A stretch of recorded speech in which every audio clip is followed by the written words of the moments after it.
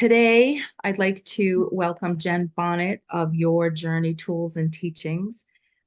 Jen and I go back a little ways, right from the beginning of my center, which was in 2019. But before that, she and I sort of crossed paths somehow, and I'm not sure if we actually officially met at Mm, Mind, Body, Soul, but mhm. your name was part of that tribe. Right. And so as soon as I reached out to you and you came and visited me, we've sort of followed each other's journey, and I've followed you through a lot and you followed me through a lot. So I appreciate your friendship. I'm really excited to talk with you today though, because you are and continue to be a wicked inspiration to me. Not only all the way through our friendship have I watched you behind the scenes meticulously getting your stuff ready to share with people to help them and being prepared and putting energy updates out and really good stuff. Like it's you've been preparing for a long time, but now that the world has changed and it's been a few years, and watching you put all of that into practice as you navigate some extreme health uh, health health issues. I can't even think of the word I'm looking for. Um, so Jen is an intuitive energy worker who has learned so much about herself while she has been walking her talk through the shamanic Reiki process. She's a certified shamanic Reiki master teacher. And really part of my inspiration and respect for you is the fact that you put these things to use for you and it shows. So Jen, would you like to talk a little bit about your business, where your journey over the last whatever, however long you need to talk about? I'd like to hear what your process is, because I think that you inspire a lot of people.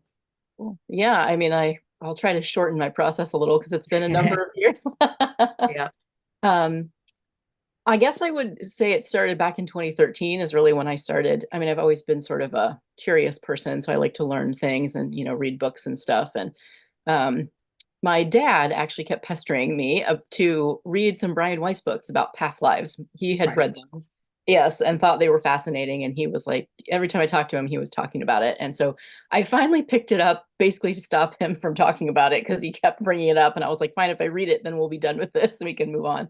Um, and was like floored when I read the book. It was very fascinating to me. I had always liked the idea of past lives, but I had never really done anything with it or read anything about it. And so the book was interesting and I found it intriguing. And I thought, boy, this would be something fun to try, right? To see if I could go and, experience a past life. And so I went on YouTube and he actually, Brian Weiss, had a recorded meditation on YouTube that Oh, he would wow. walk people through. And I thought, oh, perfect. I'll just do this. It was 30 minutes or something. And I fully didn't think anything was going to happen. I thought it was still kind of, probably a load of BS. And, I laid down and I went through the thing and it was super vivid. I got all this information that came through really vividly visual. I could see myself in this past life and feel things. And I was just absolutely kind of blown away by it. And that sort of, I think, is what really grabbed me because it was just so strong. And I found another one immediately after that, not by Brian Weiss, but by someone else. And I went through another past life meditation and had another similar experience. It was just, they were both really vivid and strong. And that just got me moving, I think, in this direction of thinking about how to do things a little bit differently and that sort of stuff. So I played with the past life thing for a while. And in the meantime, of course, my personal life was starting to blow up a little bit. Work wise, I ended up, leaving a job that had been sort of my dream job, but there were a lot of things related to it that were kind of disappointment, including some personal stuff. And so I got to a point where it felt like everything in my life was kind of blowing up, and I didn't. I didn't know what to do about it. I kind of had gone to a therapist a couple times, and that was a little helpful, but it didn't really get me where I felt like I needed to be. And um, I was kind of at a loss of what to do. And so I ended up I got my first deck of cards, which was a crystal deck, and kept doing some of the past life stuff. I started doing some more meditation kinds of things, just, whatever I could find to try to do something differently. Yeah. And I guess I was playing with energy. I didn't realize it at the time, but that's sort of what I was doing. And I kept just going to stuff and learning about stuff online. I was, reading all I could find about different kinds of, alternative sorts of things. And um, ended up going to deciding Reiki was something I could do, mostly because it was one day and it was pretty inexpensive and I didn't have a lot of money at the time. So I thought, okay, I can do this and we'll see what happens. And from the moment, like the first hour I sat in that Reiki training, I was like hooked on the whole energy thing. I was like, this is where I need to be. This is amazing. I was just blowing my mind, all the different things that this Yeah. teacher was talking about and all of that kind of stuff. And so that really started things. But it was really what I found was, that training was only for a day, but I used it. I used the Reiki on myself. And that's what I found. A lot of people don't tend to use what they learn from things. That's that's deep and wide. That's like you can go anywhere and find tools, but if you're not actually going away Mhm. and doing it with yourself, then kind of just like a gimmick, like a waste of it's fun. Yep. That's nice. It feels good, Mhm. but Yeah. yeah, You can have a for good experience, but I was in a place where I was so desperate to feel better that yeah, I just was like, I'm going to keep working all this stuff because I don't want to feel the way I feel right now. yeah. And a lot of it was, like anxiety and depression stuff and like looping thoughts and Looping. yes, that kind That's of big stuff. right now for Oh, everybody, I think. Nobody can get out of their right. heads, which is Because another we live in a, reason I yeah, our society worships thought. And so we are taught to live there. And that's what I kind of discovered through all of this was that I had been taught to live in my head and I wasn't living anywhere else. I was disconnected from my body. I was disconnected completely from my emotions until all the stuff in my personal life blew up. And then I was suddenly this like sobbing mess all the time, which was weird for me.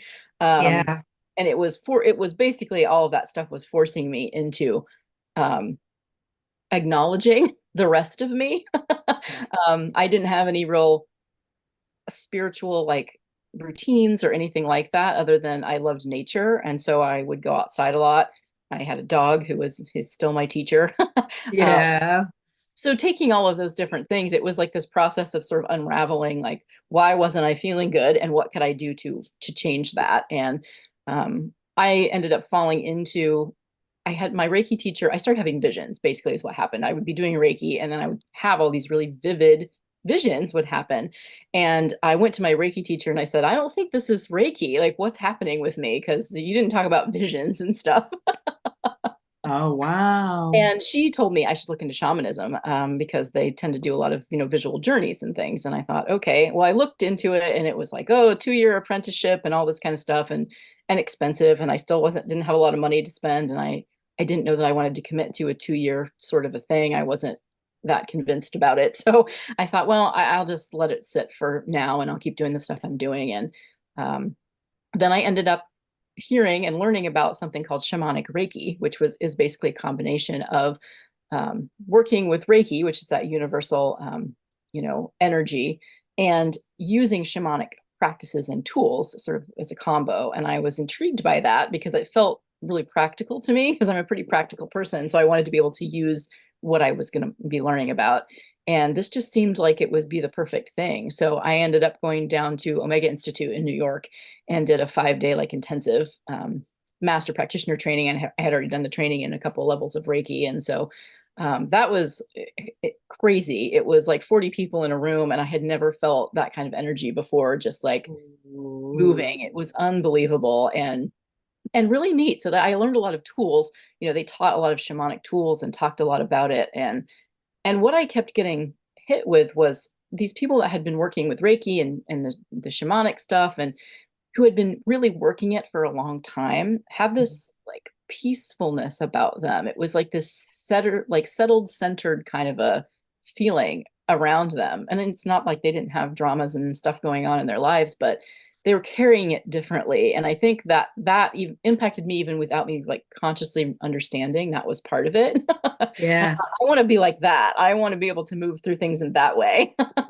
absolutely. I know what you mean. Yep. Those are I look at those people and I'm like, so who I want to be when I grow up. I Right. want to be those ladies or when I grow up. Yeah, it Exactly. is. It's a whole different thing. You just want to be near them because they're just so peaceful, Yeah, it's just calm and it feels good, and that despite was their the skills. takeaway. Yeah. Yeah.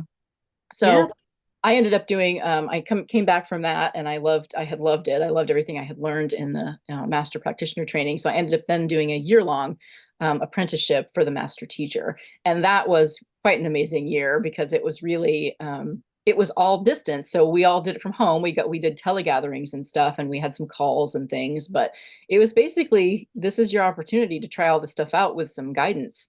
And it was incredible. I had to do a practicum and work with people, and it just really was kind of amazing to be moving through stuff for myself, and then also beginning to work with people and see how things shifted for people. And it just was kind of incredible to go through that year. And a lot of shifting happened for me on a personal level with all of it being, focusing on it, and I really loved it. So I just knew this was something that I wanted to do. But when I finished with all that, I was struggling with the practitioner piece of it, because I kept running across people who wanted to kind of dump all their stuff and they wanted to come in and have a session, but they weren't doing anything for themselves. I mean, literally, they would come to the session and that would be the only thing that they would do. And one person in particular I was working with, she got homework. Every session we did together, guide spirit would give her homework to do during the week so that she could work on stuff for herself, and she wouldn't do any of it. And Mhm. that was really impactful to me because it made me understand how much people have to be sort of on board with Yeah. working with themselves in order for a lot of this stuff to be effective.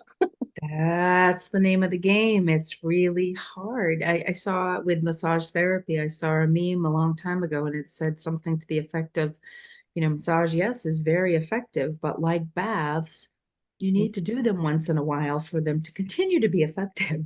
Right. I'm like, that's a truth. It's all energy, Yeah. Yeah. water.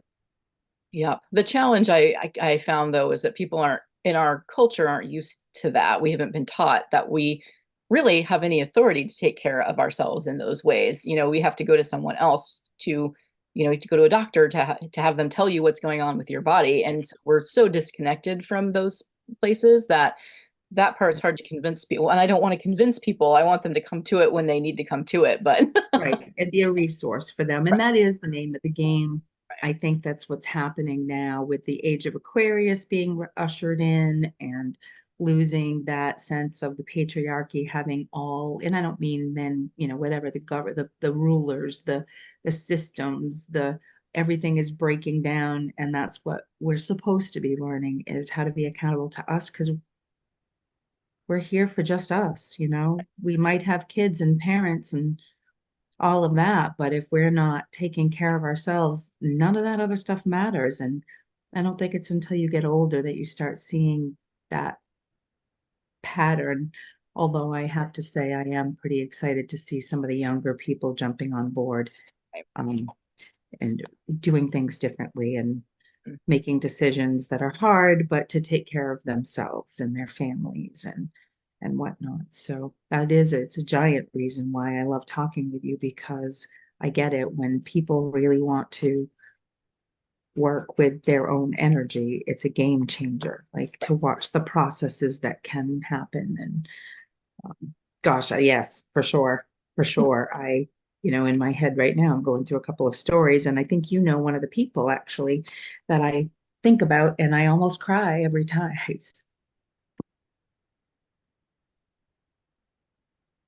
I almost cry every time because I saw massive changes when people were introduced to something that was little that they could do for themselves, and that they were told that it was okay to take care of themselves, and that they committed to that for a while and then saw major, major changes. yeah. Yeah, it's big. Definitely. That's, Yeah. and I kind of found that definitely teaching was my role, but trying to figure out how to teach, because, you know, the hour-and-a-half workshop idea didn't ever make sense to me, because this stuff can't really be worked with effectively in that. You can learn a few tools and tricks, but I also found from that year-long apprenticeship that I did that having a container that was long enough for me to have some support and some focus was really valuable. So I kept trying to figure out how to move my work in that direction, which is asking more of people to commit to a longer time frame of work. But I Yeah. also know that that's what's effective, and I don't want to promise people you can come in for a 2-hour session with me and you can walk away and things are going to be great and you can move on with things, because oftentimes it just stirs up more stuff because that's part of the process. But Absolutely. people don't, we're so used to, here, take this quick pill and then move on. Um, I've really come to discover that my work is about providing a container for people to have experiences that allow them to connect in with themselves at different levels. So connecting in with their bodies. Shamanic Reiki is a very embodied discipline. So it's very much about connecting with what your body is telling you so that you can understand it at a deeper level. And most of us are very disconnected from our bodies in our culture because we're not really taught to work with them. It's coming along with yoga and some more of that stuff, you know, being prevalent, but we're still, it's easy to ignore. It's very easy to ignore, and it's very hard for some people to tap into. Yeah. And I'm one of those people, and people might not think that about me because I'm outwardly quite emotional, Mm-hmm. but identifying my own stuff and what's really happening in my own body and what the feeling really is versus the way it's coming out, that's a lot to learn, Right. you Right. Well, know. it takes a lot of, I mean, you have to start noticing stuff about yourself, and it's not always stuff that you want to notice. You know, people Yeah. talk, you'll hear the term shadow work and things like that. And I was just going to say, with Pluto in the mix, I literally was going to say, with Pluto in the mix, and you said the shadow work, well, and a lot that of it does have to do with paying attention to places that you've deliberately avoided. You know, those internal emotional spaces, and shamanism is kind of built off of the idea that any, like, you know, physical, mental, emotional issues that we have in our lives are actually, their root is in a spiritual imbalance, and so an energetic imbalance, which that idea completely fascinates me, because I think, well, then, okay, go right to the root of it then, and let's adjust that, and then everything else will start to change. And that's what I see happen. We do it the opposite way in our culture. Oh, I want to weigh less, so I have to go to physical means, eating less, you know, doing, which is helpful. But if you're eating from emotional means because there's an imbalance related to your intake of food, you're, until you adjust that imbalance, you're not going to be able to move what you want to move on the physical plane. And so that connection for people, I think, is important to understand. absolutely, Yeah. absolutely.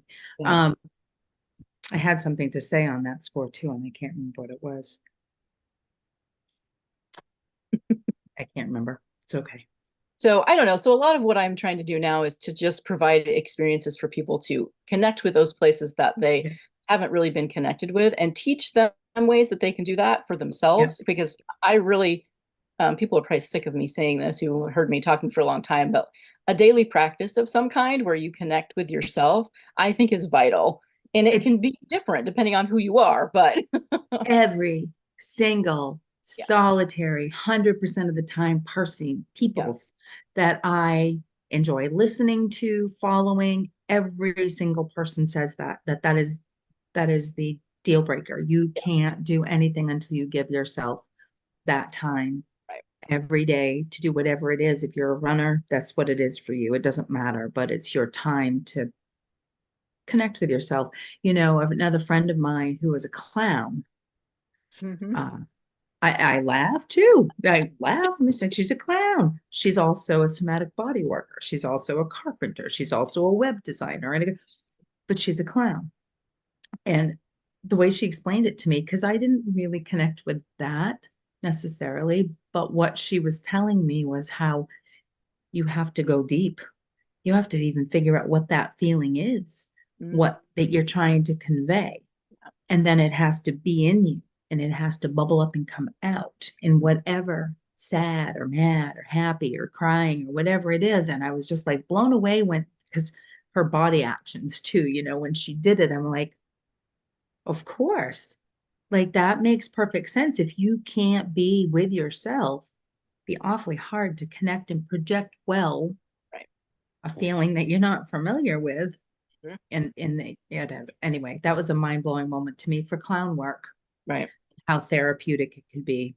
Right. I I think, guess that's what happened for her was yeah. she went as a not a joke, but as to fill her time with her friend, not expecting what it was going to mean for her, Right. right? Right. So yeah, connecting with self.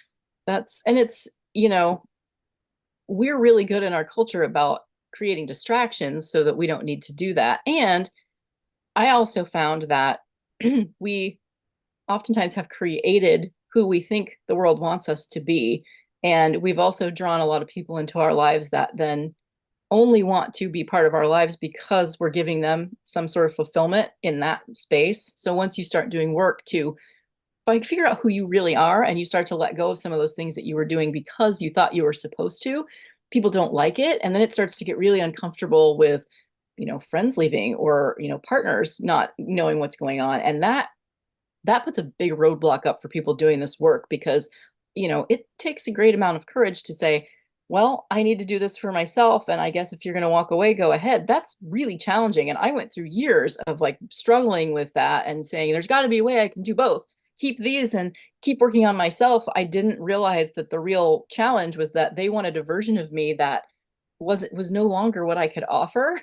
And Yeah. they weren't going to be satisfied with the version I wanted to present, who was true. And so that part was hard and that took a lot of working through. And that's why I feel like people need some support with some of this Yes. because Right otherwise now. it's really lonely. Right now, though, too, and what I'm observing is, and it's unfortunate, but it seems like the world has changed in such a way that we sort of we've been alone too, right? For a few years. We've sort of been much more isolated. And I think we need to come back together and find our tribe. And I don't think that our tribe is necessarily our blood tribe anymore, Right. which makes that's a challenge too. Like, because sometimes the blood is, well, perpetuating the genetic Yeah. whatever. Yeah. So I think it's really important for us to find out who we can be our authentic selves with, because I do, even as not I'm not as hopeful as I used to be all the Yeah. time. Like I used to be described as the person that was happy for no reason at all. It's harder these days, Hmm. but I am hopeful that these little changes and people being able to find people to help them through this process and reconnect and drop the stuff that doesn't matter and reconnect with the self and explore all of that. I'm really hopeful that that in itself is going to cast some of those shadows that we're all dealing with away and bring some light. Um, when when you're working with people one-on-one, you have a lot of different ways that you do that with them, correct? I mean, you do one-on-one in your space Hmm. now that you're well and you do it online. You're are you well, I guess that's a good segue actually. Let's talk about that. Let's talk about that first, if that's okay. Sure. How unless I'm interrupting a point that you were did I okay. Um I kind of want to talk about how all of this has come into play for you over the past year, Hmm. and how it has helped you. I mean, obviously, has helped you be more grounded because even just sitting here looking at, and I have to say, like, I don't see it a lot, but I'm seeing auras today, even on here. And you have a wicked yellow aura today. Oh, interesting. What's yellow mean? I don't know. Like, for I think me, it's it's chakra color. I don't will, know if and that's that's what I go for too. I okay. go will, and I actually, yellow for me is joy. I like it, makes me happy immediately. Yeah. Um, kind of it feels like a power color. It's, I don't know. I really Well, don't know, but I know it's doing a important. lot of work with my sun lion guide that's trying to help me with the confidence and the all of that. Oh, That's a lot of what I've been working with. okay. There's a lot of self-doubt that comes with all of this stuff, right? I'm trying to move in a completely different way than I have for most of my life, and it's in an area where a lot of people look at me like I'm crazy, and that's my confidence takes a hit sometimes. It's hard when you feel like nobody understands. Yeah. It is really hard, but like speaking of confidence, like that was for me to say something like that I'm seeing a color around you. That took confidence. And the fact that you said you've been working with your, like, I was like, okay, maybe that's something. I'll stay with that. Definitely. Yeah, yeah, yeah. Um, so can you talk a little bit about um this work, all, in general, and how it perhaps is time that it be taken seriously to complement Mm. something that, everybody's facing at different levels right now. And I know you can speak personally to it if you choose to. I think you're choosing to. Yeah, yeah.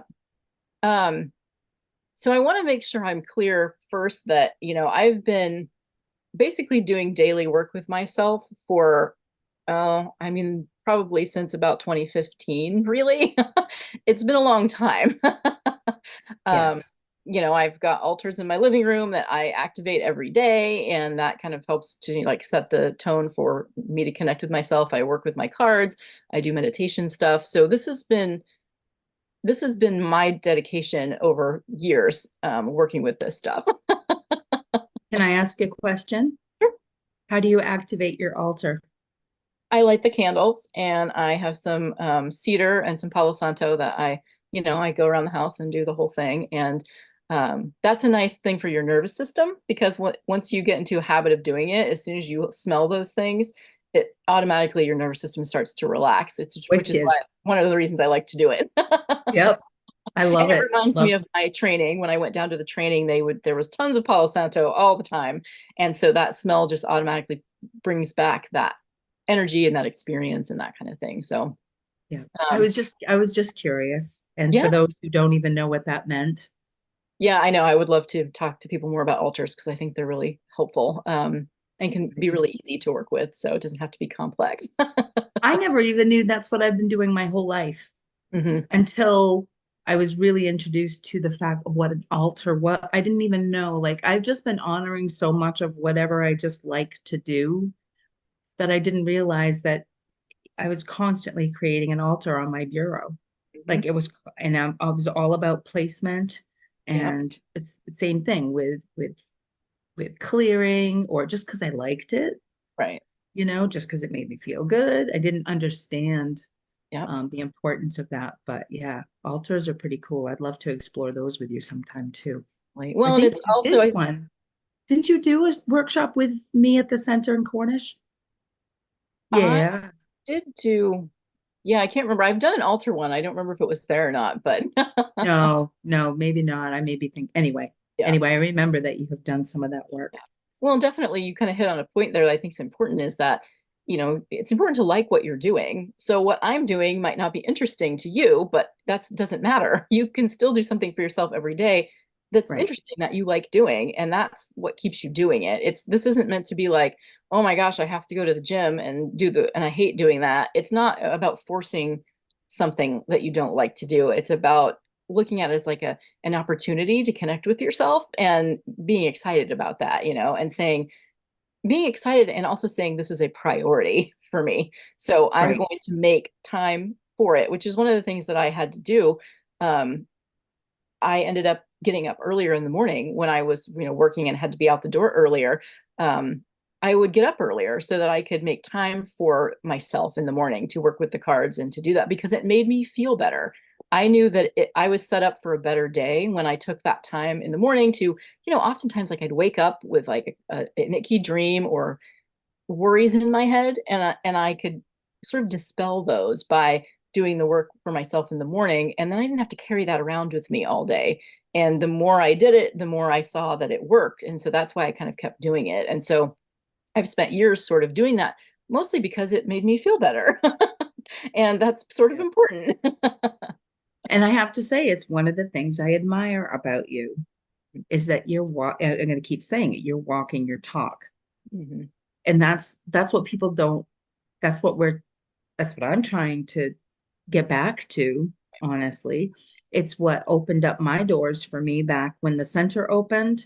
Mhm. Whether I was ready or not, I went forward because I felt better. I was doing things that I should have always been doing, and it finally kind of like went cha-ching in my body. And I was like, I get it. Like, that's not selfish. Right. Self-care is not selfish. Well, And the idea of, cultivating a relationship with yourself, which we aren't taught to do. We're taught that we have to do it for other people and, with your family and your friends. You mean, what do? You spend time together. You make them a priority if that's important. And we need to be doing that for ourselves as well. And I also spend time cultivating relationships with my guides, my spirit guides. And that has also been really supportive because that's another type of relationship that I think we don't get taught how to do. That's really valuable. I'd like to, that's something that I'm interested in learning more is like, I know they're there. I know I have guides. I've been told different things in different times or whatever, but that seems like it might be a good timing to offer some awareness around that again, too, like how to even access, Right. like to some people that may or may not watch this, they may say, "Well, okay, what's all that about?" But we need every living bit of or non-living bit of help we can Yeah. Yeah. get right now. And it does seem like when you open yourself up to that, it seems like the answers come easier. Definitely. Well, and that's one of the reasons I like to encourage people to connect with nature, especially if they're already naturally drawn to it.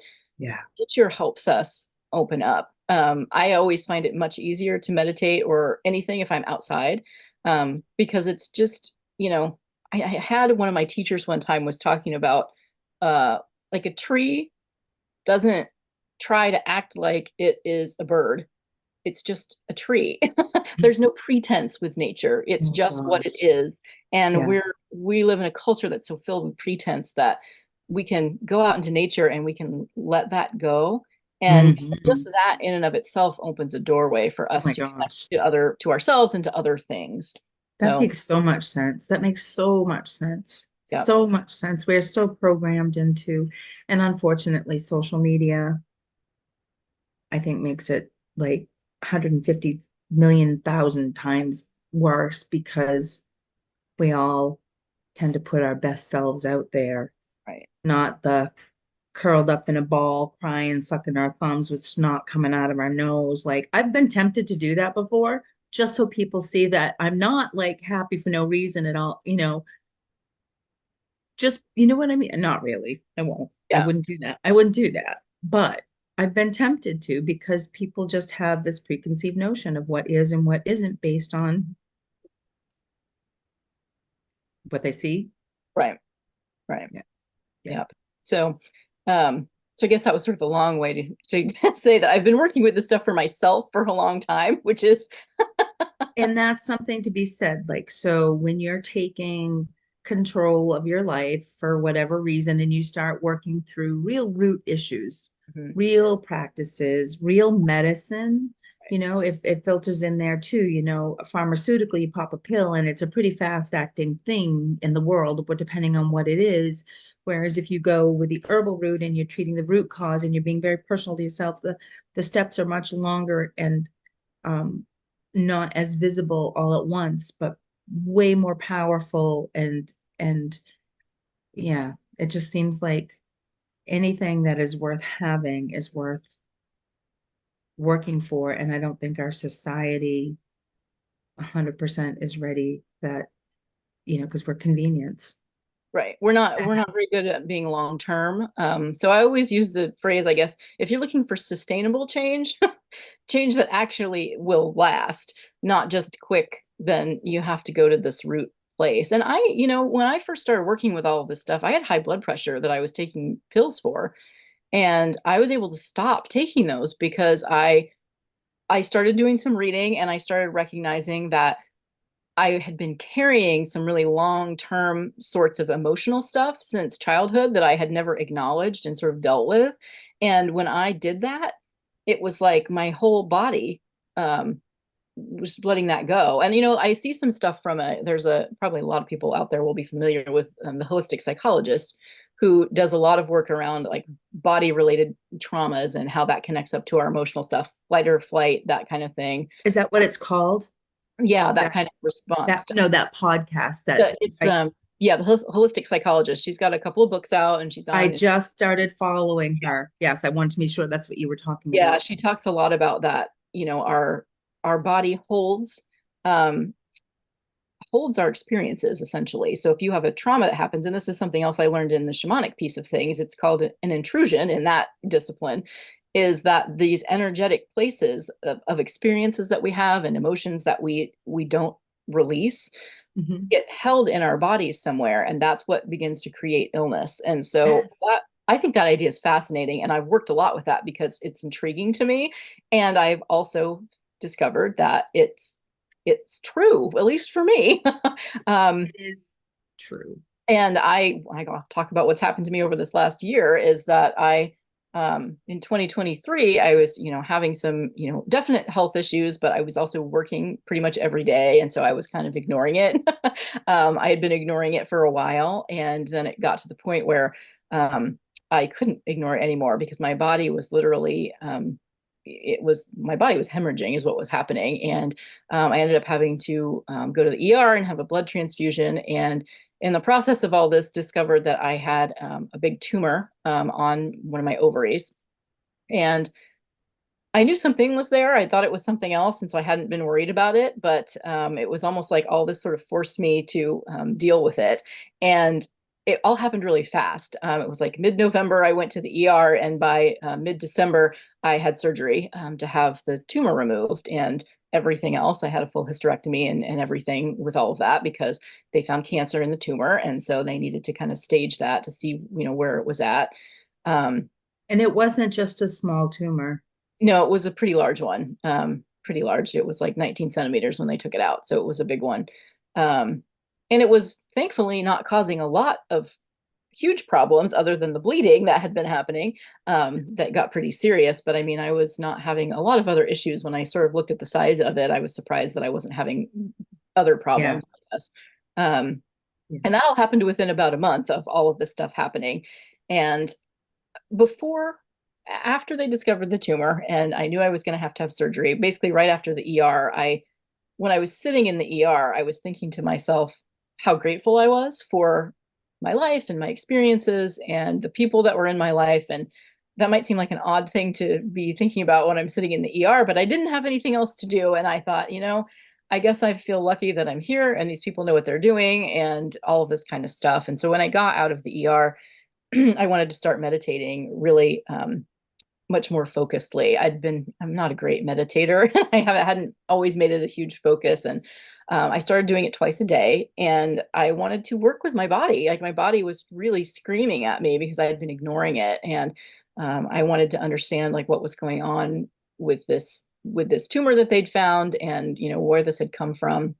And so I talk to my body. I basically meditate and I sort of talk to my body and I visualize things. That's part of the shamanic piece. And um, started working with this tumor and basically worked with it sort of on an energetic level to understand what was happening and to release the energy that was around it. This was all before the surgery to actually remove it because I knew if it gets removed physically, that's going to eliminate the physical stuff for a while. But if I don't deal with it on that energetic level, it's likely to come back in some other way or something. Um, Go Had ahead. you had thoughts about that too, about the tumor and about what it represented to you prior to the surgery? Yeah, I'd worked with it because I was trying to understand. I think it was one of those things where I had tried to work with it a little bit before when I didn't know it was a tumor, and I was like, "What's going on down here?" But I wasn't. I didn't really want to know. I was in a place where I was like, I don't want to deal with this right now. But there's one thing about working with shamanic stuff is part of it is about going through experiences to understand what's happening. And boy, I take that seriously, I guess. So, Yeah, I'd so, say uh, so.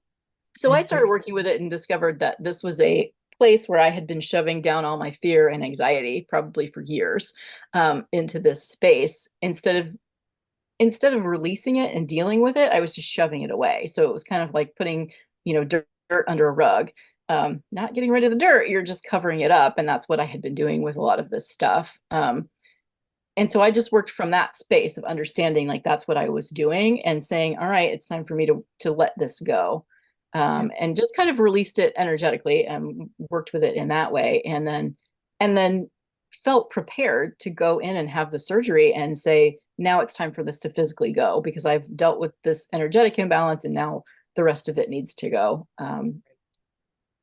which It was speaks back to what you said about traumas being held in the body. right, right. And they do, they definitely are. Even as a massage therapist, when I'm working with people, I tell them sometimes it's held in fascia. They know that now. It's held in your fascia, not in your brain. It's not a memory.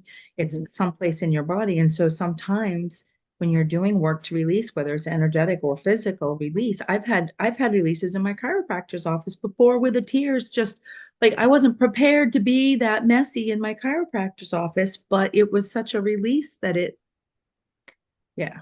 So Yeah, it's incredible. When I work with people, people are surprised when I can tell because I don't touch people when I work with them. I just work with the energy. And, I'll get done with the session and I'll say, do you have something going on here? And they'll be shocked that I can tell energetically what's happening, like where they're having a physical issue in their body. Because that's what happens is energy like collects in those places and it's not moving the way it needs to. And so it builds and builds if you something's don't deal with it. gunked up. That's why I tell people about like when I try to explain polarity, and it's, in a very simple, it's like the wiring in your walls. It lights up the light bulb, but you don't see the wires, you don't see the gunk. And every now and again, you have to have someone come in and get the gunk off the wires so that the signal can continue to flow as Right. above, so below. I know. I And always just tell people think about breath and blood in your body. Those two things are meant to flow continuously, and if they don't, you're dead. Energy is absolutely. actually the same way.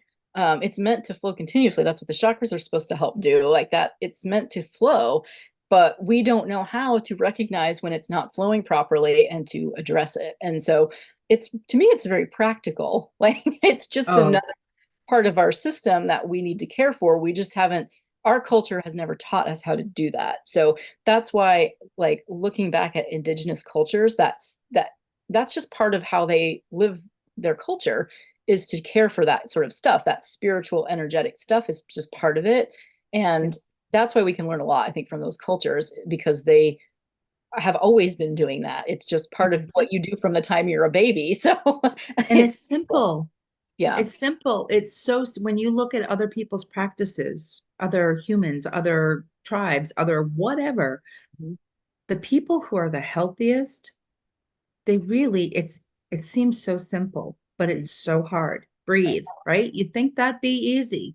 Do you Right. know how many people don't? And I'm continually, even in my online therapy, like in my talk therapy sessions, sometimes he'll go, "Hey, don't forget to breathe." Like Yeah. we're talking about something and he can tell. He's like, "Breathe." Or, Daphne, my Thai body work, she was constantly telling people, "Okay, breathe." Because Mhm. you get so complacent or so either that you just completely forget that one basic flow, Right. one Yeah. basic flow, Yeah. Yeah. breath, hydration, sleep, Hmm. and none of it is celebrated. It has been celebrated Right. in our last several decades, but Yeah. And I think so, part of the messaging that I keep getting from my guides about what's happening with all of that is that there's been a real, and in my experience, humans are very much like the pendulum. We have to go all the way to one extreme and then we have to go all the way to the other before we can understand what the middle is. And yes. we've been in a space where we've swung really, really far to the masculine side of things. So those energies of action and reaction, and like forcing, making things happen. Busyness If you and listen to our language, we talk a lot about making things happen, forcing things. There's battle stuff, all that kind of thing. What I keep getting messages about is that we need to bring back that more feminine energy, which is about receptivity. It is about intuition and connecting in with, those parts of us, that kind of thing. And basically I've heard a lot over the last few years of, oh, if you're connecting in with that feminine energy, then let's sort of, the mind is bad. There's a lot of maligning of those masculine energies of the mind, which are really helpful and they're very useful and they're there for a reason. So it's not about pushing them away completely. It's about figuring out how do we work with these two together so that we can basically be unified with those things instead of running everything as either one extreme or the other. And that's where I'm getting messaging around that. yes, and that's where the resistance is. Right. And because you're doing it one way, but your gut's telling you another way. So then it's just you're constantly hitting it. And that you have to be in alignment. But not only that, we also have a culture full of systems built off of that masculine energy, which are now being threatened. And not everyone likes that part. So that creates a lot of resistance too, because we've got those. I mean, that's, kind of what I've discovered with the, Western medicine going through all of this. I've been healthy my whole life, so I really haven't dealt with it too much. And sort of discovering that that's where that is. And it's going to be a long time before that system moves into anything really different. It's moving. It is moving though. It's moving and shaking and breaking. And I think everyone's in agreement, which is a really good segue to talk about how all of this stuff, all of this work, all of this woo-woo, hocus pocus, but energy work, it's not, it's a complement too. We need all of it to be our best selves. As above, so below. Just because you can't see the roots on a tree doesn't mean it's not there. So can you talk a little bit how you were able to, you've touched on it now that you did the energetic piece prior to the surgery, but post-surgery, what's going on for you now? You continue to be, you're not through it. You're still active. So how can you talk a little bit more about your process and how it's marrying the Western approach a little bit? Or not marrying, but dovetailing. Yeah. I mean, I kind of looked at all of this. Chemotherapy was not something I wanted to do. Like, I've always felt like it's a terrible solution for what it's doing.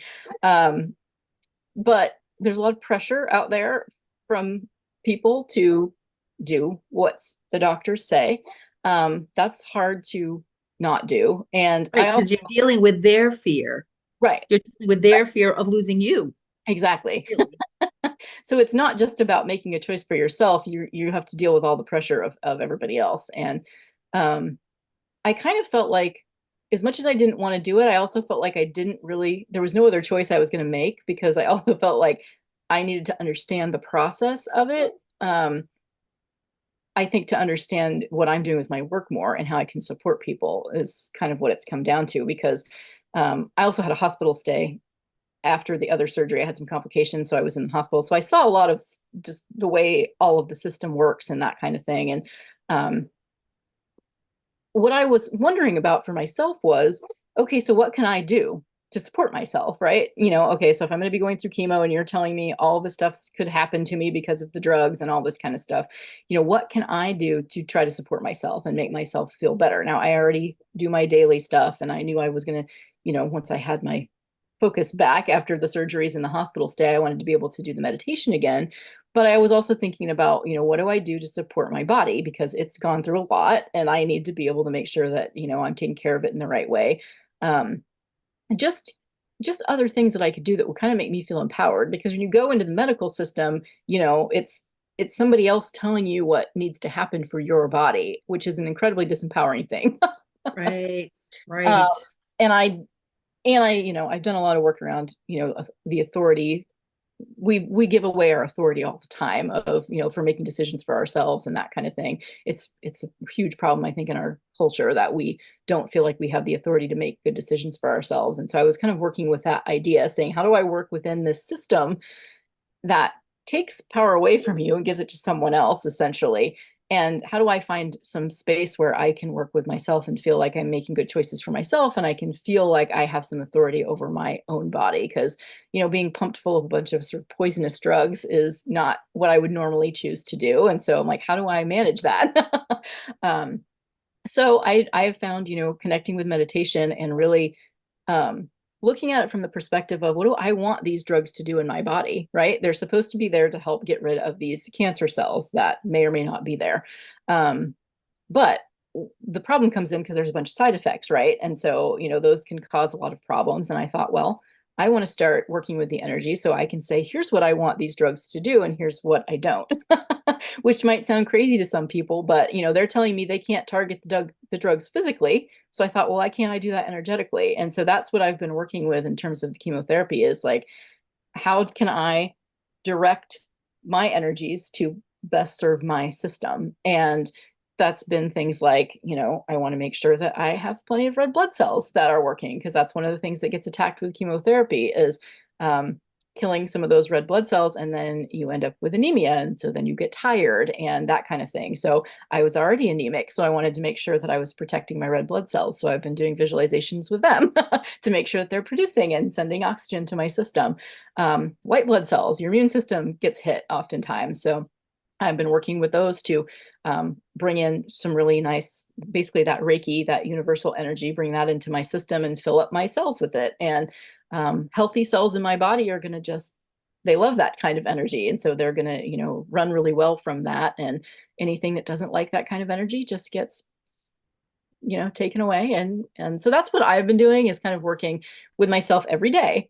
I do this meditation with my system. It's not just I check in once and I do it. It's every single day I'm checking in and I'm doing these meditations. I'm talking to my body. I'm checking in and seeing, are there any places that feel like something's going on that I need to spend more time focusing on, that kind of thing.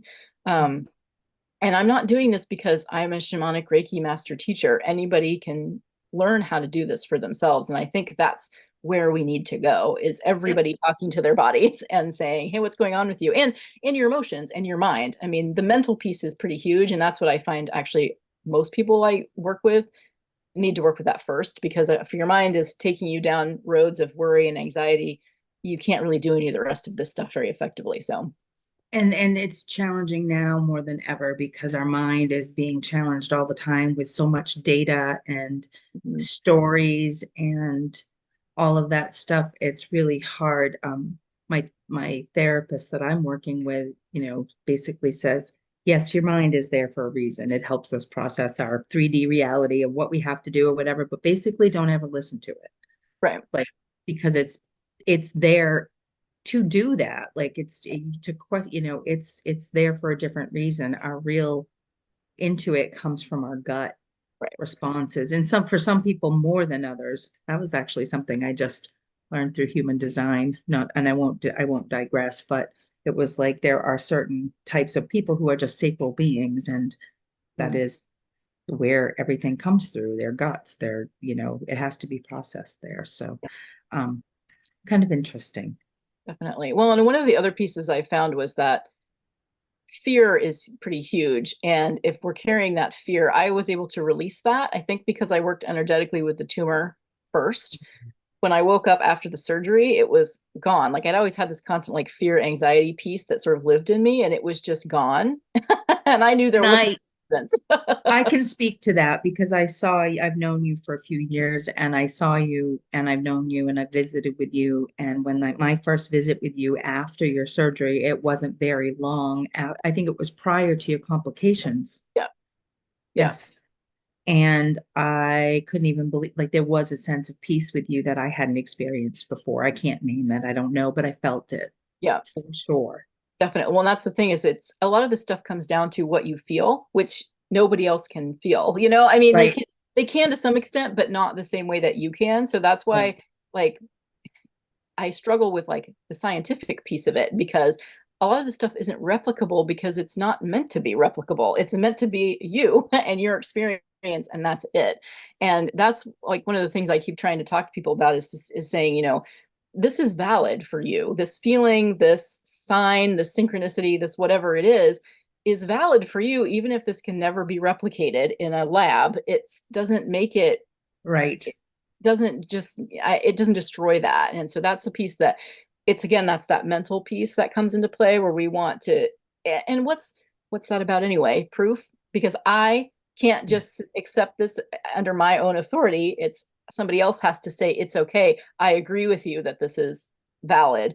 It's, again, it's a very toxic thing we have in our culture that kind of does that. So there's a lot of work to be done, I guess, if you want to work with yourself at sort of these deep levels. And that's what I'm understanding from this experience, is that if I hadn't been working with myself over these past years, I would have had a lot more challenges dealing with this cancer piece and working with it this way. But it was meant to help me understand how to release that fear, how to not rebuild it, because we can easily do that if we let ourselves go downhill. And cancer itself, I believe, feeds off of fear energy. That's a huge piece that it's shown me, is that that's food for it, essentially. So if you keep feeding fear into it, which is what happens, I think, because there's suddenly this huge system saying cancer, cancer, fear, fear, it's huge. And so that piece, I think, is hard for people to work with. Cancer exists in our bodies, Mm-hmm. period. Before we have it, Yeah. it is there. Yeah. So if we're feeding it, of course it's going to grow. Right. Right. So I've been working a lot on not feeding it, just saying, you know, I'm going to feed my body this lighter energy that is better for it. Yeah. And that's where I want to focus. And that's a lot of energy work really focuses on intention. So energy goes where sort of intention flows. People might have heard that before, and that's a pretty huge one. So if you're constantly in worry and fear, I think that's why the COVID time was so bad for us. It was a lot of fear glumped on all at once, and that was really unhealthy for a lot of people. So, and we don't know how to move fear out of our systems. We haven't learned how to do that. We sort of just live in it, sort of as a low key, like that's what anxiety is, right? And depression in a lot of ways. So, I don't know if I can say this right, but you touched on something. So that fear, like, um, so that happened, right? COVID happened and the lockdown happened and all of that stuff. And that fear, we don't know fear until something happens. So now we have that fear yeah, of this big thing happening. And with all the other stuff happening in the world, we can't let go of any of that because now we're fear that this might happen again, that might happen again. If you take it the opposite way and creating things and holding on to things, like, and it's not even the opposite way, but even with good things. So a trip, a particularly good time that you had with your girlfriends, a particularly good time that you had at a party that you threw for someone, and it was just magical, right? right. And then you're trying to recreate that constantly, right? Mm. Get to that place where you're recreating that feeling, but it's never, in my experience, going to get there again, right? Because you can't recreate those exact moments. Everything is fluid. Everybody is different. Everybody processes things differently. But I feel like we collectively, we hold on to that fear in both ways, that we let it affect us, but in that we also almost let it drive us in how we plan. Like we don't want to not have a good time. We want to have, I don't know. Am I making sense? Do Yeah, you and I get think what I'm one saying? of the other things you said too is we hold things, and I think that's our biggest issue is we hold thoughts, we hold emotions, That's it. we constrict up, we hold, and life is about flow. And, Yes. and I'm saying this from a place, my guides have been beating me over the head with it for years, like flow, just allow things to happen. And what we do is we do this and we try to hold everything, and then we try to like work it and fix it. And instead of, sometimes all you have to do is let it go. That's all it takes. You don't need to do anything else with it. And Right. that it's hard. It's a hard one to learn. I've struggled with that one. I still struggle with that one. But Yeah. as I don't know, that's what the mind does, though. It like latches onto stuff. That's it. That's what I was trying to spit out. It's Exactly. about holding that whatever, Yeah. whatever Yeah. that is that you're And we holding and you want to recreate. it. Repeat Even it. our homes, I think about that sometimes, I don't think we were put here to all come and have this perfect four-wall box that we end up in. That's our, like, I don't think that, I don't even know. I don't even know. I just feel like we've been taught that we're supposed to be here and that things are supposed to be a certain way. And we're supposed to have the picket fence and the savings account and the stocks and the dogs and the cars and the, and absolutely none of that matters Right. at the end. Yeah. Not even one single solitary bit of it. Because I have been around death enough that not one person I know has regretted or, wants more of that or wants more trying to fit in. They want their messages always about, man, I wish I had been freer. I wish I had done this. I wish I'd experienced. I wish I had. Yeah. Yeah. That holding is really big. Well, that's why I like to refer people back to nature, because you just watching nature, you can see all of that. I mean, it's in the change in the seasons and all of that, you can really see how everything just flows. And it doesn't just flow and then stop and everything ends. It just keeps flowing and everything keeps shifting. And so that's one of the gatherings I'm offering starting in March is a year long living the cycle of seasons. And really it's about observing how the seasons impact you as a person and, your body and your mind and your state. Because you hear all about, seasonal affective disorder, which now has a name, but really all it is us fighting winter time. I mean, So like we're trying, right? We're still trying to do all the same things the right. exact same way, but the earth isn't the same. It hurts us to do it. It's colder, darker. We're supposed to be incubating, we're supposed to be resting, and we don't allow ourselves to do it. So then suddenly we have a disorder. It's Oh my not, word. I know. I've been watching this for years and people will be like, I don't understand why I don't have any energy. I'm like, because you're tired. You're supposed to be in this space of like sleep and rest before springtime comes. That's how we are nature. So we operate the same way, except we don't because our culture says we're not supposed to. I mean, think about poor kids in school. I was talking to my I doctor do. and she was talking about how she has to end up prescribing a lot of depression meds for kids in the wintertime. And I'm thinking that's because we're forcing them to go to school and be all active with basketball and all this stuff in a time where they're not supposed to be, especially for kids of that age where their hormones and they're shifting and growing and everything's changing really rapidly. Think about how much damage we're doing to them Oh, just and it's by schedules. so much worse for the kids today because of what they are inundated with Right. that they're not processing for sure. Yeah. For sure. It's not, and I definitely have that Mm-hmm. affective disorder, whatever. I'm not really big into labels of anything anymore, but what I realized is I start feeling it in August, Mm-hmm. which makes sense. It's now been several months. We're actually almost into the change, right? Of the next, whatever the season is. And I definitely feel the shift. Mm-hmm. Late January is when I really feel it, but I start seeing it in about mid to third week. I start seeing even the trees, just they brighten. I can't describe, some people can't see what I see, but I can see it. I feel it coming back. Yep. And this winter in particular for me has taught me a lot about hibernation Yeah. and what it is, and quite the opposite of your story, which is you supporting yourself every day, Mm-hmm. no matter what, doing that work, staying with it, working, doing the work, and then comparing it to, and I'm going to compare it to what I did because I went off in a direction that I was doing for all the right reasons at the beginning, but then it became something else. And then I, all the stories in my head about what needed to be done, what should be done, what could be done. And then I just kept stopping myself and not doing for me. And I think as a society, that's so many people can't grab on and be and understand. And people think I understand because of whatever I have or haven't done. Mm-hmm. I'm walking this talk just like everybody else. And um, I think the most important thing, and I was really on the bandwagon a few years ago, and I still am. I just am talking myself up to it about the self-care isn't selfish. It's like, it's all you can do. Right. It's the most important thing. Yep. period, bar none, Yep. you know?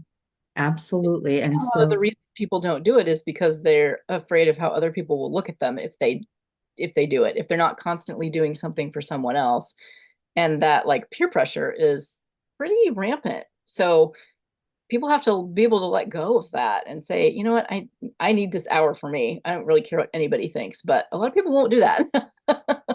well, and then there's the other part of like, doing things for someone else. And this is a large part of the population, I'm sure. And it's definitely me, definitely a lesson, and it fits into this of being a fixer, Yeah. right? Yeah. So I didn't even really fully understand that until sometime last summer or something came to me that I just like everything. Then I looked at everything I was doing. I was trying to do for other reasons, not for me, not because it was my highest, but because that's how I was raised. And I think generationally, there's like just so many people that were raised this way um, that need help and understanding and need to be find ways to be held accountable even to Mhm. themselves, because when we jump into other people's stuff, Yeah. we're doing basically the same thing. We're stuffing our stuff right down wherever it's going in our body, but we're also taking the journey away from other people Right. to make Right. their own decisions and learn their lessons in whatever fashion. Yeah. That's one of my other pet peeves about our culture is that we have this very victim-based culture that, because I've had the people pleasing piece too. And, I've realized that that's sort of what if you watch movies and things about heroes, it's always someone sweeping in to save someone's life. And Whitney, I'm not saying that's a bad thing, but I am saying we tend to make it our business to save other people when it isn't our business. And I've done that myself and realized that if they aren't actually participating with you to save Right. themselves, it nothing will ever change. You can't force that. That's another masculine energy. Well, let's make it happen. We'll like force them. So then it's Yep. like, let's force someone into rehab because if we get them there, that will fix them. I'm sure they'll come on board. Well, we know that's not true, right? Right. They have to want to work that program in order for it to happen. And that's hard because then that sometimes means we have to watch people crash and burn because they won't choose to help themselves. And I think that's really, really hard for us. But at the same time, I'm like, but what else do you do? Put them in a little glass box and not let them have a life because they'll at least stay alive. I mean, it's everybody Because life. the universe, I think, I don't know, the universe, there's a plan, like it's a greater plan in place. And if you keep interrupting it, then it keeps getting diverted too. Right. Right. I kind of feel like, Yeah. yeah, Which is why that's why I am a teacher and why I want people who I want to work with people who want to do this work for themselves because I can't do it for them. And yes, that just be a waste of money and time for people if they want me to do something for them. I want to be able to say, let's give you some ideas, let's move some things so that it's a little bit easier for you to get moving with some of this stuff and and then support you as you are moving through this. That's really the role that I know I can play for people, and that's where I excel. I'm a facilitator essentially. I've you always been are, that. So that's you are really a all I very want to good do. one. That's all I want to do. So that's a good segue into how I want, how has your illness, your dis-ease in your body now changed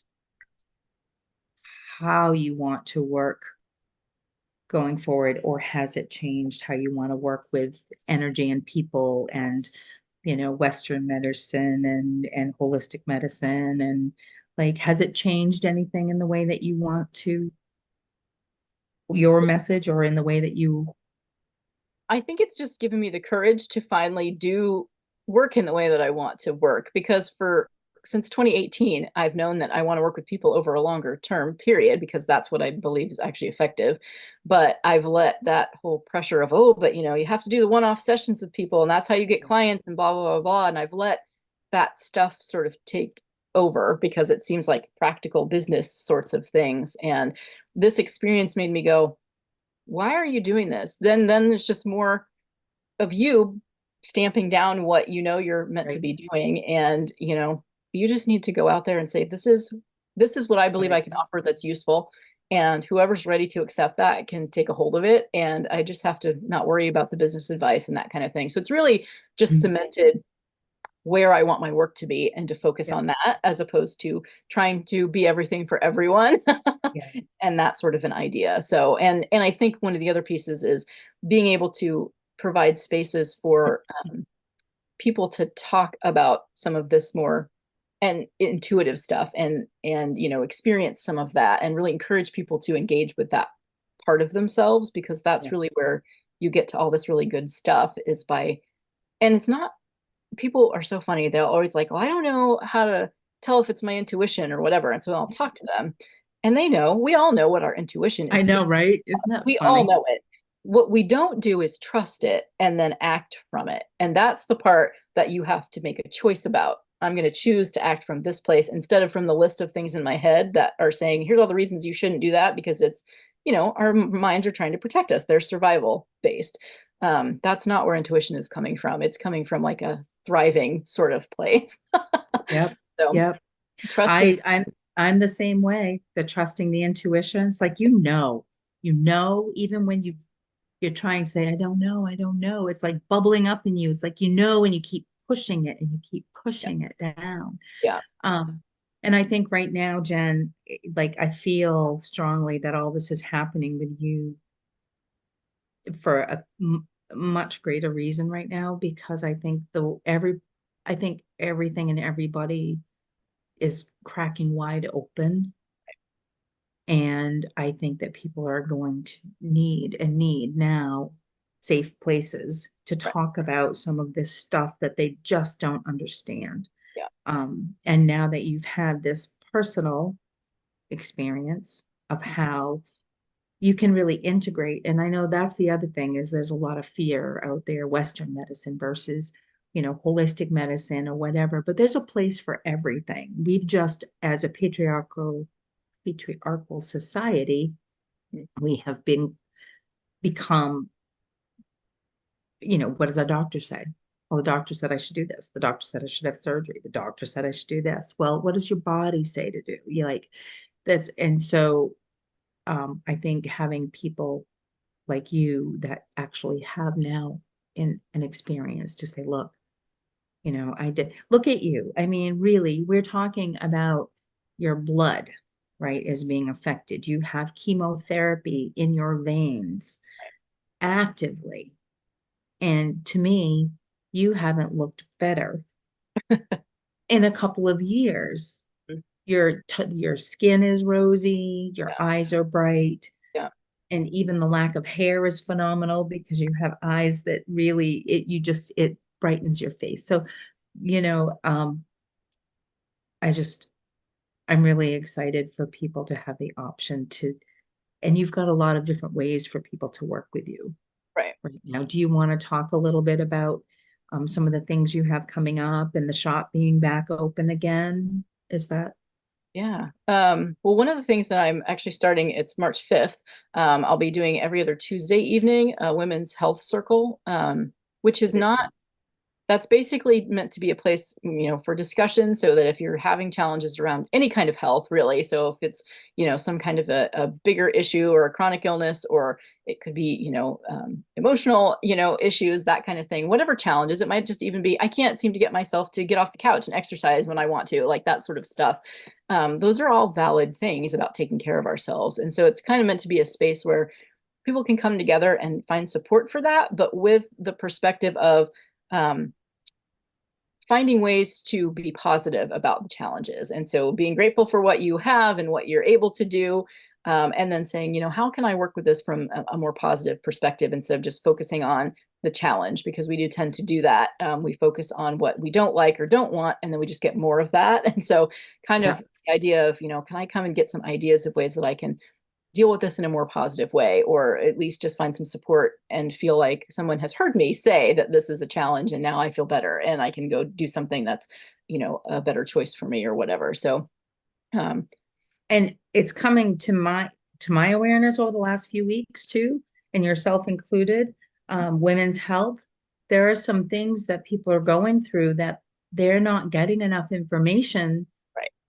at the time. You were one story that I had recently heard, but like the next day or two after we had spoken, somebody else is doing some hormone therapy for one reason or another, and nobody ever told them that this might happen, and Right. it rocked it's a game changer. So women's health and having other women to talk about and have safe space. Mm-hmm. These transitions with hormones, whether you're at the beginning, middle, or end of them, whether you're in reproductive or non-reproductive, Mm-hmm. they're massive. And that's one of the things that I love about my women friends is that, nothing bad to say about men and doctors and all of that stuff. Or my Right. men friend, I have some men friends who are, got the very connected to their divine feminine, Mm-hmm. but there is nothing like other women that can understand the health issues Right. that we Right. face. And so that's this Tuesday night, Yeah. So, and it'll be every other Tuesday, bi-weekly 6 to 7. from Yep. 6 to 7, and Yeah. that's free, right? Yeah, that's free. Okay. And the shop will have the shop open like between 5 and 6 before that. So if people want to come in to I'm browse the shop. hoping, I'm really hoping I do have some volunteer work on Tuesday afternoons, but I'm really hoping to be back and be part of that. I didn't realize that that was coming up so soon. Yep. So I'm excited. I'm excited for that. I think the timing is perfect. Yep. So you have that coming up, and then you have a couple of other things I wrote down coming up. Um, you have a circle that just started, the Trusting Your Well, Intuition Circle, or trust did me, it I not? haven't gotten enough people signed up for those to run them. So I'm going to offer another one starting March 27th. Oh, good. And it'll Okay. be so it's trusting my intuition. And that's also a women's circle. That and the health circle are the only two that are just for women. Just Yeah. because I felt like that was a space that needed to be for that. And the one about intuition is really going to be, I'm going to lead people through a meditation. And so we're going to kind of connect with our bodies, and it'll be an experience-based circle, to connect in and see what our intuition is saying, like an opportunity to just kind of become still and quiet and really listen. And, then be able to share with the group if people want to, but really just kind of some practice. And that's set up for every week. This one will be for 6 weeks. This one that's coming up. What day of the week is that on? It's a Wednesday. Wednesday. Um, so basically every week for 6 weeks, just an Yeah. opportunity to practice a little bit. And that's my encouragement to hopefully if people have some good experiences with that, they can start beginning to do it a little bit more for themselves and that kind of thing. So kind of set up like a yoga class where you'd sign up for a certain block of time and be able to do it. And then if you want to keep doing it, hopefully I'll be able to keep offering that, but you wouldn't have to. Build So, on it. yeah. Yeah. Absolutely. And I've heard some wonderful, wonderful things coming out of the group you did prior to your illness. Hmm. That a women's group that just absolutely loved it and we're so excited to keep moving on. And I'm really so grateful that you're offering these in person, correct? These are all in Yeah. person or both? No, Are in they person. hybrid? In person? Yeah. And so, and you're located right down in the middle of Cornish, Yeah. right in the red building, Yeah. right Yeah. behind the ink. That's what I tell people. I'm like, you can't miss it. Yep. Across from the park, it's a red building. Yep. And you go along the back, you're out to the Yep. back, to the right of the inkwell. Yep. And you anticipate being open this coming Tuesday night before the health circle Right. for a little while. Right. Then you're open there again when? On the weekend? On Saturdays, I'm open from 12 to 4 right now. Yeah. Yeah. So not a ton of time, but people can also get a hold of me if they want to do by appointment. They want to come into the shop. I'm happy to do that as Absolutely. well. Absolutely. And Saturday's a good day. I do have that group that I did last year. It's Exploring Energy and Intuition. It's a 7-month There it mentoring is. group. And I Yeah. am doing that one again this year. That will start at the end of April. That was a pretty phenomenal experience for me, actually. That's why I decided to do more of these longer term groups because it was so great. Right. And the bonds that you have built within, that's the one I was telling you Yeah. about. I know somebody who was part of your group, and literally like she was going through her own physical challenges, but it was top of her list Yeah. to be Yeah. present at those. And knowing her, I saw how much it helped her navigate her own stuff. So Yeah. so And that that's was at a the great one. that's for people who were really at any part of their journey, because you know, that group was very much people that were kind of at the beginning of sort of working with all of this stuff, and then people who'd really been working with it more actively. So it's good because we kind of just bounce around from a bunch of different topics that have to do with energy work, and so and connecting with yourself and that kind of thing. So it's like a potpourri of different things, and so it can be really useful for anybody, I think. And then just some group sharing and that kind of thing, and that meets once a month for 7 months. For 7 months, and that's in person as well. That's in person, yep. And all of these are, you know, I don't have a ton of space. So if people are interested, you know, they're limited numbers. So if you're interested, you might want to think about signing up early-ish, just to make Right. sure there's space. And then the other one is the seasonal one. That's the year-long one. And that starts, I'm actually going to start it right around the spring equinox on March 17th. So, Yeah. and that one will meet, that basically is going to meet in person just quarterly.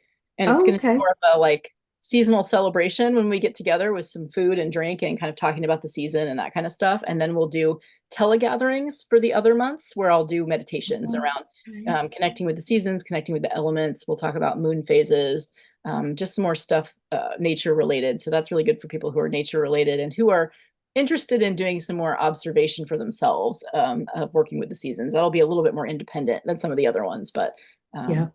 but I don't know. I think it'll be good.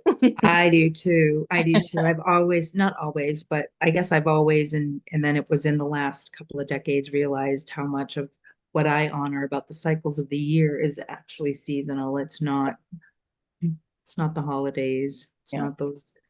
I never, I never marked that. So I think there's so much to be learned by just observing, right, right. observing.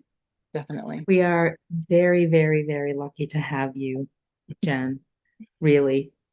You you've walked your talk in a way that, again, I find really inspiring. And you don't, I don't know how to say this the right way, so don't take it the wrong way. It's a compliment. Um, you don't say things, you don't say the popular thing, you don't just agree with people just to make them feel heard or whatever. You really listen and you really give back thoughtful, meaningful time. Like I just your work, I find your work very inspiring. And the fact that you have put so much work for so many years behind it, like with 10 years, you've sort of been on this journey, and I've known you for about half of it, little, maybe about half of it.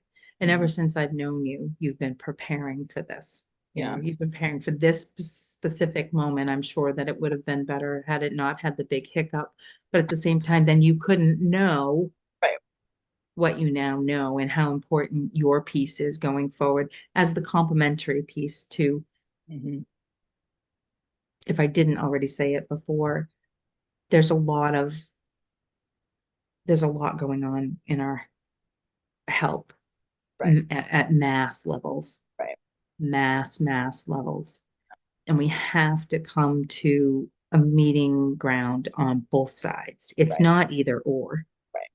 You know, if we were doing more of our own work and being accountable to ourselves to do the work, then we wouldn't be overtaxing perhaps that Hmm. all the doctors and the nurses that are continually, you can't go to the ER every time something's wrong. It's like that's the problem. We're not doing our own self-care and being aware of what our body needs and what our mind needs and what our moment needs. And um, yeah, I think that your message is stronger than ever.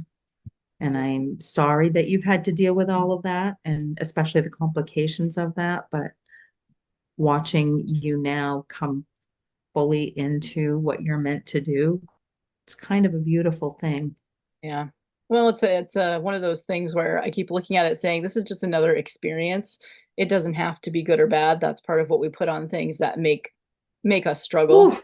I've been able to with this say, okay, let's see where this is going, and let's just deal with what's in front of me and go from there. And that's the best way I found to navigate it. And you know, none of this is about being perfect, you know. Yes, I try to sit every day and do my daily stuff. Are the days that I miss? Yes. Are the days that I feel crappy and depressed? Of course. I'm not perfect, and I'm none of this is going to make you perfect. It's not about that. Nope. It's about finding things that support you and then continuing to do them instead of reaching for things that make us feel icky because that's what's accepted. So, Yeah, that's the biggie right there. yeah. And it's right. That's right. And that's a big important message to get out too, is that you look at people and you think, oh, they got it figured out now. No. Yeah. And I think people who we think have it figured out sometimes are, the waters are much deeper than what people see, and they don't see. That's why I was saying, uh, that time I was thinking about just sharing the snotty Hmm. coming apart at the seams. Like it's all of it. We're supposed to feel all of it.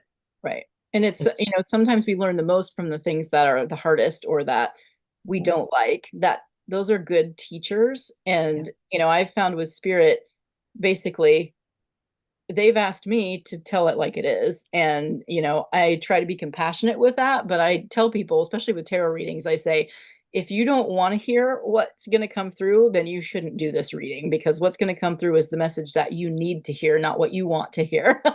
Oh, yes. Oftentimes with this work, like you have to be pretty brave and say, all right, I'm ready to hear whatever it is, even though a lot of times you're not going to like it. Yeah, I think that's probably what has held me back just since we talked the other day from asking you to do a reading because I might not want to hear what it has to say, Yeah. but I I mean, might. the nice thing I've found, at least about my work, is that there's never like, here's something bad, now you're on your own. There's always, oh, here are ways that you can approach this and that you can deal with it. And then you get to choose what you do. Yeah, And that's the part that I think is empowering about this, is that yeah, it's your choice what you do with it. No matter what choice you make, it's still your choice. yes. But, you know, here's some guidance around what would be useful for you if you want to feel better, or, you know, be And someone that you are now. I think that's the case with like that all the energy you said, it's one of the things that I've seen so much of now that I'm getting older and after so many cycles of life is like it seems like the deeper sometimes the Mhm, cutting and the pain and the bigger the break open, mhm. the higher the soar. Like it literally is almost it is balanced, right? That's the laws, isn't it? Sort of whatever law that is. It's like as above, so below. Um, and I have found that every time I bottomed out in whatever facet of my life I have, somehow I've reached deeper and I've come up even better in the end. And I try to tell people, I know it's hard when you're going through something, but you do have a greater purpose and something equally as wonderful is coming. And I'm sorry it's hard. Right. That's the part. It's hard. Mhm. We don't want hard. Well, that's true. And but the one thing I'll say too is that, you know, going back to talking about those teachers I had that had that centered calmness to them, Mhm. the more that you work with this stuff, the less hard it gets, because your perspective starts to change and you find that place within you that is, it's it's calmer, and so you go there instead of riding all the drama that tends to be out in the world. Even if it's happening around you, you can approach it from a different space, which makes all the hard stuff less hard. And that may not make sense to people until they actually get to that point. But that's what happens, is if you keep working with this, you just can ride the wave easier Right. and um, stay close. It's like the, you know, on a teeter totter, if you sit closer to the middle, that's what this is about. Getting closer to Yes. the middle, because then you're not swinging like this all the time. You move a little and you go, Yeah. okay, I can handle this. And then you handle it and then you move on. And that I think that's what I was really trying to get to before the good and the bad energy. Oh shoot, it's going to leave my head again. Shoot. So like even in astrology, right? People go, ooh, like I recently had someone and they were more when I said, what did you want out of it? They were kind of wanted some predictive stuff Right. and wanted to know more about their past or whatever. And that isn't necessarily, I'm not I don't Right. at all do predictive anything. But what I found with astrology is that even when it looks like, whoa, that is a, you know, aspect that's going to be some challenges to that. but it's also the equal opposite, right? So yes, it's challenge, but it's telling you that if you work with that challenge, it's almost like you will you'll graduate to the next thing. Like you have to face it, you have to be in it, and if we keep saying, yeah, no, I'm not going to deal with that. Yeah. I'm not going to deal. I get it. I have a certain thing that's coming up in my life that's been a repetitive thing my whole life, and it's been something that I have a hard time doing the routine work around, and it's just keeps coming up though in bigger ways. Mhm. So if I can look at it, be with it, breathe through it, recognize it, and let it go, I feel like that's going to allow me to level up in this lifetime a little bit more.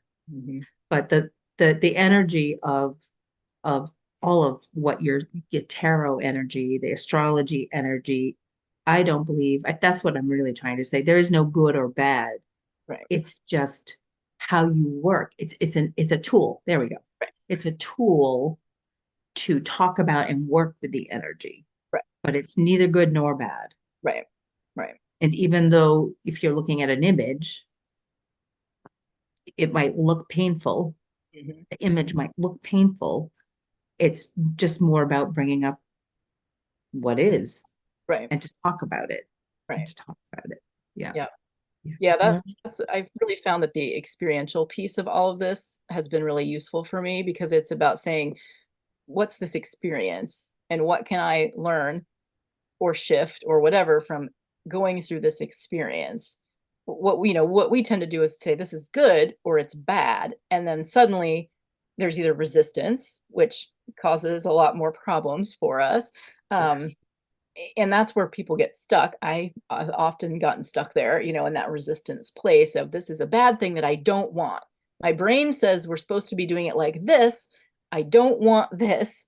And now it's just this huge thing. And it doesn't have to be that if we say, okay, this is literally what it is right now. That I mean, a lot of that Buddhist stuff about being present is so true. Like if you're just right here, nothing ever seems as bad because what we do is extrapolate out into what could happen, and Yes. that's what causes the pain. So if you're just right here with this experience right now, it doesn't feel as bad. Right. It's right. That was actually one of my first, like I've had several kickoffs to when I've learned things throughout my life based on family and Mm, all of that. But one of the things was listening to Eckhart Tolle's The Power of Now, I think. And mhm. I don't even know if I finished the whole book or not, but the concept Yeah, of that was kind of when it first sort of came into my awareness about being present right. and what that meant. And it's kind of like, well, right now in our society, we are in such a place where a lot of our information is coming from social media and from the TV and all Mhm. of that stuff.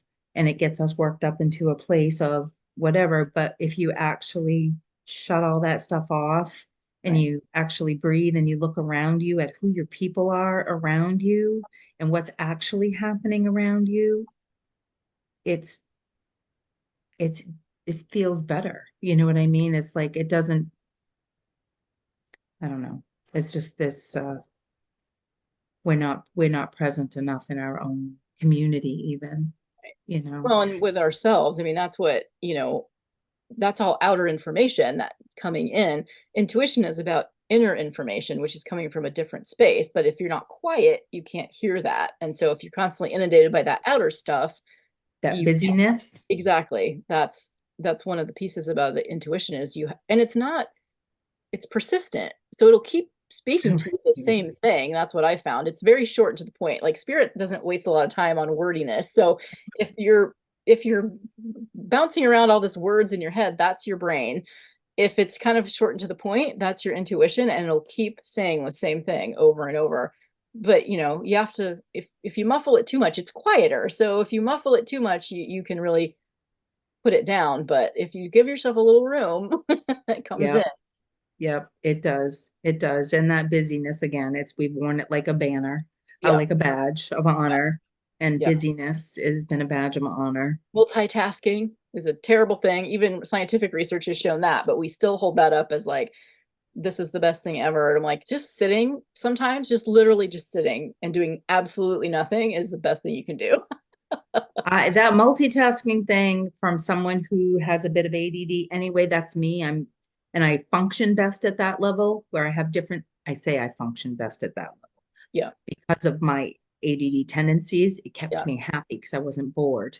Yeah. And I do all different things at all different times. So for a multitasker to then try to also like wear that as a badge, that's been rough. That's, I know That I'm has, a productive one. What have I done? What have I gotten done today? That's my yeah, thing. And I yeah, realize that's can be very harmful. So I mean, it's not, I'm not advocating for people to go sit on a mountain and not like live a life. I think no, that's I where I know. think sometimes you have to go with this stuff. And one of the things I want to do is to help people understand you can do all of these things and still live your life. It will require some changes, Yeah, but that's okay because they're going to feel better to you eventually. Those right. Because changes. you're not resisting. Exactly. And then when you live your life, it will feel better because you're living the life you want to live and you're feeling good in doing it. And so it's not about going and sitting on a mountain and levitating. I mean, great for whoever wants to do that, but most of us are not going to do that and it's not practical. So I think practicality is important. Absolutely. And it's funny, talk about past lives and stuff. With in astrology, I was told something about my South Node and how I had at some past lives, I had been up on the mountain, right? And just being with myself and getting information. But now I've been with myself too long and I'm down off the mountain and I'm back into society and I have a lot to say. Yeah. Yeah. And I'm like, that makes sense to me. That makes perfect sense to me. So it's a balance. There's time to be on the mountain alone and there's time to integrate. Right. Exactly. Integrate's a good word. That's important with energy Yeah. work too, is integrating it into your system. Everything. Yeah. Yeah. Integrated health, integrated, yeah, for sure. So Jen, to recap, you're coming back into your practice now very slowly after a very challenging winter where you have learned amazing things that you're going to be able to bring into your practice and help other people navigate their health and energy journeys. You're open on Saturday afternoons, Mhm. your journey tools and teachings. Yep. What's the actual physical address of that place? I say the red building, but It's 20 Main Street. 20 Main Street, Yeah. In 20 Cornish. Main Street and Cornish. And you're open to taking appointments during that time too, so people can call ahead Yeah, and I maybe mean, I can take appointments at other times during the week. That's just when the shop is open. So, gotcha. so I Gotcha. do shamanic Reiki sessions. I also do mentoring, so that's longer term. Basically, we're shamanic Reiki sessions over a longer term, um, Yes. and then tarot card readings as well. So if anybody's interested in any of those, they can get a hold of me and we For can. any reason, in person or online, you do Yeah, both. yeah, I can do distance as well. Yeah. Yeah. And you've also started in with your energy updates again. Is that what I saw in one of your newsletters? Well, so I opened up the online membership space called Your Journey University, Yeah. basically as a space. This was before all the stuff happened, so I've had to step back a little bit on that. So I had some paid plans where I was doing some more tools and stuff and making those available on there, which I haven't. I've closed those down for right now. So there's a free space though that Gotcha. people can access on there called the Community Hearth, and I'm doing daily energy messages on there. That's what I Pretty read. short and sweet, but it kind of I wanted to make a space where it's not so cluttered as social media. So I know it's another platform that someone would have to get on, but if you're really interested in this work, it's meant to be sort of a peaceful space to come in Yes. and just focus on that stuff and maybe meet some people that are interested in similar things. So And uh, yeah, it's a that's whole why I'm different not posting it deal. on social media because I just feel like that's not a place for some of these conversations these days. Yeah. So yeah. Yeah. Smart. And then let's see, you have also, I'm kind of going in order, coming up on this coming Tuesday night, the Women's Health Circle, Mhm. right? Yep. And that's bi-weekly. So Yep. every other week from 6 to 7, Mhm. and that's free. Yep. And that's for women to come and be together and talk about all of our stuff, Yep. health and wellness. And then on the 17th, you're living with the cycle of the seasons. It's another, is this the one that's the 7 month, or is this, That's the year this long is one. this is the year-long one, right? Yep. Living the cycle of the seasons. So that starts on 3/17. And then you've got, oh my goodness, you've got a lot here. Trusting my intuition, the women's circle, that's the one that's an 8 week. That's an 8 week, Yeah, actually I'm going to do 6 weeks this time. Yep. 6 weeks. Yep. So it's, I just have little notes here written to myself, 6 weeks, and that starts on the 27th Yep. of March. Yep. So trusting my intuition, March 27th, and then exploring energy intuition. And that was the 7 month group that I heard so much about. That's starting at the end of April. Yep. Yep. And then hopefully I'll have a tarot journey one of these days too. I want to do something with tarot too, but That'll be any fun. dates set yet, but I think that would be fun. Definitely let me know. I have a lot of people continuing to ask. I think that was something that came up in the last day or so on my Facebook memories when I looked, was you were offering, might have been, I can't remember when it was now, but you were offering the tarot circle. It wasn't the Yeah. the play group. You did another one there, and there seems to be a lot more interest in that now. So yeah, it'll be fun. It's a good tool. So I like to teach It is people about that. So it is a good tool. That is something that I do use in my own practice, just for myself. Just gives me something to focus on sometimes, or tells me things that I may not be willing to hear myself say, and Yeah. puts it in front of me again and go, oh, for real? Okay. Either that or I'm like, okay, I got this.